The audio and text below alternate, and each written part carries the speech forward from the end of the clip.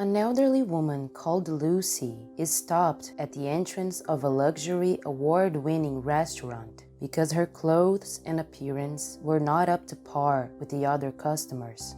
But when she finally was able to reveal her identity, no one could believe the mess that had been created. Today, we're going to know Lucy's story and how being kicked out of the restaurant reminded her and many others of the most important things in life. It was a Monday, and the elderly woman felt exhausted and stopped on the sidewalk, looking at the restaurant on the other side of the street. She was wearing ordinary clothes and a pair of dirty shoes that were a little soiled after the harvest in her farm. The woman passed through the door of the restaurant, and the space was impeccable. The decor and architecture were modern, and the floor was shining, reflecting the light of the crystal chandelier on the ceiling. Near the entrance, a well-dressed woman was standing with enviable posture and light makeup, showing off a pair of heels that looked expensive. When the woman in plain clothes and dirty shoes stopped next to her, the stylish woman looked at her from head to toe. It took less than 3 seconds for her to assume that the elderly woman wasn't a customer. She thought she was someone who needed some kind of information and prayed that it wasn't a homeless person who had entered there to disturb everyone. It seemed that at any moment, the old woman's shoe would split open. In addition, she had 2 sweat stains under her armpits and messy hair that gave an even more unkempt look to her appearance. She approached the well-dressed woman and felt tense, wondering what would happen next. The old woman greeted her and said she needed a table. As she said that, she took her wallet out of her pocket. It was an old wallet and it had no bills inside, only a credit card and what appeared to be a series of documents. Nothing to indicate that she was like the most customers of such a luxurious restaurant. The young woman then told her not to continue looking for any money, card, or whatever it was in her wallet, because she would not be able to sit on a table, because they were already booked, she said. The old woman put her wallet away and looked at the girl in front of her. Her name was Mia, and she said, "Look, Mia, I am very tired and thirsty. I'm sure there's a free table. Mondays are usually calmer days, right?" Behind Mia, there were many tables, and only 2 of them had a booked sign on top. Feeling pressured, the woman felt it was best if she was honest with that woman and tried explaining the situation without losing patience. "Miss, try to understand. This is a luxury restaurant that caters to a Class A public that usually arrives here by car or executive taxi, and not to those who enter on foot. It's not a place that everyone can afford, you see. We have a reputation in the city and we cannot risk it, giving one of our free tables to someone who is not of the same social level as the rest of the customers. You understand me?" The old woman heard everything with the same patience that the girl showed, but her look seemed downcast with tiredness and disappointment after each sentence she uttered. Then she said that Mia was wrong and that everything she needed was somewhere to sit and eat properly after the day she had. "What I want is a table and a nice meal. It can be the table in the back or the simplest one. It doesn't matter really." But Mia just said that that was not how things worked there. So the woman asked to speak with the management, but who showed up was one of the supervisors. His name was George, and he introduced himself without holding out his hand to the woman. Mia quickly told him what was happening, and George didn't stop staring at the lady at any moment with a rigid posture. The man agreed with Mia's opinion and told the old woman that a few blocks ahead there was a food truck more suitable for people like her, in which she could be attended. But the woman refused to walk in the street direction indicated by the supervisor. Then George asked the security guard to intervene, and he grabbed the old woman by the arm and dragged her out the door. When he was already halfway there, the supervisor asked the security guard to stop. The old woman thought that finally those people had realized the mistake they were making, but that was not it. The supervisor told the security to take her out through the back entrance because it would not look good if someone saw that scene at the main entrance of the restaurant. The guard was a huge man, and he led the old woman easily down a corridor to the back of the restaurant. The old woman protested and said that everyone was making a mistake, that she wanted to talk to the manager, but she gave up because no one was listening. When they arrived at the back area, they ran into Brian, who was in charge of the cleaning services there. When he saw the big man using so much force against an elderly woman, he told him to stop. The guard respected Brian, so he released the woman. "Why are you acting like that? And why is she leaving here through the back? Is this how we treat people now in this restaurant?" The security guard said he was just following orders, and that if he didn't like it, he could complain with the supervision staff. Brian said that that part of the restaurant was his responsibility, and that he would take care of the rest. The brute left, saying that the old woman was his responsibility then. Brian approached the woman, introduced himself, and asked her name. "You can call me Lucy," she replied, closing her eyes and putting her hand on her head. Brian promptly took a white pill out of his pocket and offered her. "Does your head hurt?" he asked. "Take these, you'll get better." The old woman thanked him, and the man said his shift was over, and now he was waiting for his wife to come meet him. Meanwhile, a couple of waitresses appeared in the service area and saw Brian with a woman who, in addition to the old age and the simple clothes, was wearing bad shoes and had messy hair. They wasted no time and provoked the colleague by saying that they knew that his wife was not the most capable person on earth, but that exchanging her for that disheveled woman was already too much, rock bottom. "Wow, how funny you two. Go back to work," Brian replied. Lucy was not offended, but she also noticed that Brian was embarrassed. The waitresses left laughing. Lucy wanted to know about the comment the women made about his wife not being a capable person. Brian took a deep breath and started to tell the story. His wife, Christine, now had a physical disability. After losing her leg in the hit and run, the driver ran the red light and hit the front of his car on Christine, who was crossing the street. The accident destroyed her leg. She was attended to by a rescue team and had to be taken urgently to the operating room, but they couldn't save her leg.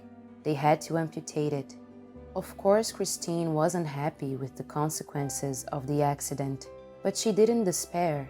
Brian says that despite everything, she was grateful for having survived and believed she would still have a promising future. Christine's youth had been difficult. She never knew her father, and her mother died of cancer when she was a teenager. She spent a lot of time living in a shelter. She finished her studies and started to work. Then she met Brian, and with difficulty, they combined their monthly income to live together in a very small and simple house on the outskirts of the city. They had no children. Other than their modest residence, the only possession of the couple was a popular car they had bought 4 years ago, using all of their savings. The wife used the car to work as an app driver, and at that moment, she was probably almost arriving to take her husband home. Lucy accompanied Brian to the exit in the back to not cause any more trouble, and Brian invited her to meet his wife in their house. Lucy was not expecting that and was left without reaction at first. She was exhausted and had not resolved the situation at the restaurant, but she thought it could be good to get to know that couple better and then come back. When Christine arrived, the two got in the car and headed towards the house not far from the city.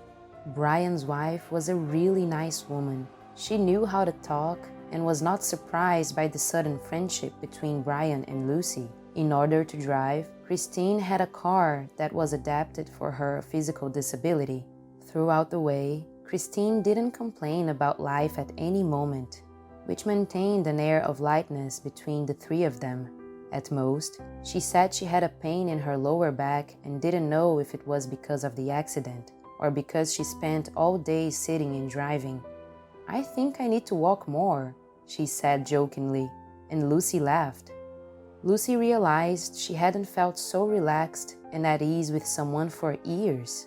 She was able to rest at Brian and Christine's house without having to stop talking to them. Hours went by, and Brian thought that the old woman didn't have anywhere to go and invited her to spend the night. Lucy accepted and slept on the old sofa in the living room. The next day, Lucy got up and tried to fix her hair and shirt on her own, refusing Brian's offer to iron her clothes. Lucy just asked Christine to leave her back at the restaurant since Brian was going there too, and it was through the service area that the two entered. Brian did not contest the woman's actions, but feared she might be kicked out again, or something worse, since George, the supervisor, might want to call the police this time. Lucy crossed the corridors at the back of the restaurant until she got to the main room and stopped in the corner. Mia was talking to a woman in a suit, and her badge said her name was Olivia and that she was the manager of the place. Lucy approached, and Mia felt butterflies in her stomach when she saw the old woman again. She asked the manager for permission and went towards the lady, already saying she had to leave. When Olivia saw Mia's behavior, she turned pale. Lucy ignored Mia and started talking directly to the manager. "Olivia, how are you managing things around here? I was about to give you a promotion and put you in charge of other restaurants, but it looks like people here have no idea who they work for." Olivia started to apologize to Lucy when Mia finally realized she was in front of the owner of the restaurant. She asked for forgiveness, saying that she didn't recognize Lucy because she wasn't well dressed as she normally was in her rare visits to the restaurants.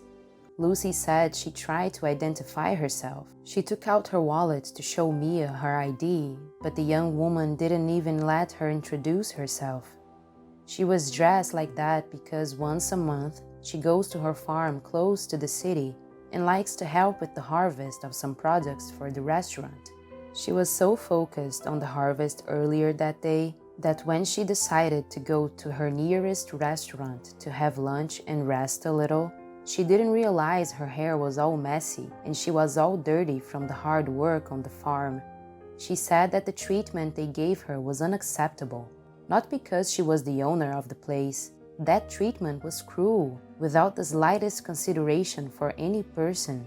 Lucy said she would have to review the role of all employees at that restaurant and had no way of guaranteeing that the supervisors, manager, or security would keep their jobs.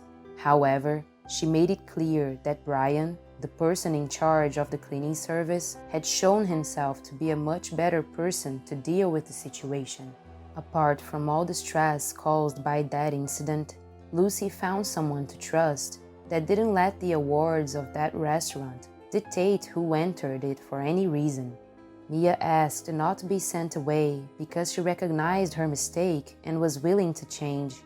Lucy said she could stay, but she would have to do a 1-month internship in the cleaning service of the restaurant, where she wouldn't work in pretty clothes, jewelry, high heels, or makeup. Mia said she wouldn't do that. She wouldn't participate in that punishment because she would feel humiliated and degraded. Lucy looked at her with pity, put her hands on the young woman's shoulder, and said with all the calm in the world, "So, this means you think being a cook, a cleaner, or a waitress is to be humiliated? You think these people are not at your level? Well, for the record, they are admirable people, and punishment is what you cause all of us with your arrogance. The only thing not acceptable here is your lack of humility." The next day, a man in a suit and tie arrived late in the afternoon at Brian and Christine's house. He introduced himself and said he was taking care of business for Miss Lucy. By then, it was already known that the old woman they met on the previous night was actually Brian's boss at the restaurant, and he couldn't believe that all that had really happened. The man in the suit was there to give them good news. Christine would get a prosthetic leg and a physiotherapy treatment for her pain. They would also have a better, more spacious home in another part of the city, closer to the commercial area. Also, if Brian agreed, they would pay for an intensive business course so that he could get ready to move up to a better job at the restaurant. Brian and Christine were stunned by the news. They were very happy, but at the same time, they thought it was too much of a gift for a couple who hadn't done anything special for that old woman. The man in the suit replied that the world had become a place full of mean, proud, and selfish people, run by their ego, and an act of kindness such as Brian and Christine was very rare.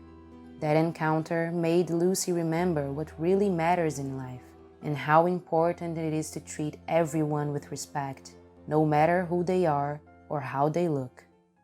If you know any similar stories, write about it in the comments. Like the video, share with your friends, and subscribe to the channel for more fantastic stories.